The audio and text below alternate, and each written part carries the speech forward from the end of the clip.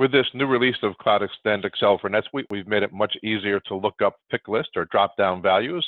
If you recall previously, for example, here's a journal entry. If you wanted to look up an account value, you would have to come over here, click on View Pick List inside our add-in, and then start typing in the account number to select it. Here you can just simply start typing in a partial value, in this case 1560. We give you a visual cue with gray that it's looking it up. And let's go ahead and put in a number here, and then let's just put in an offsetting, which would be account 6060. We'll offset that.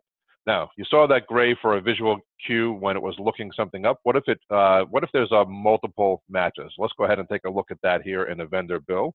In this case, I'm going to enter a vendor bill for Pacific Gas and Electric. So that should resolve. There's only one Pacific Gas and Electric in this account. But over here on the account, let's just go ahead and type gas.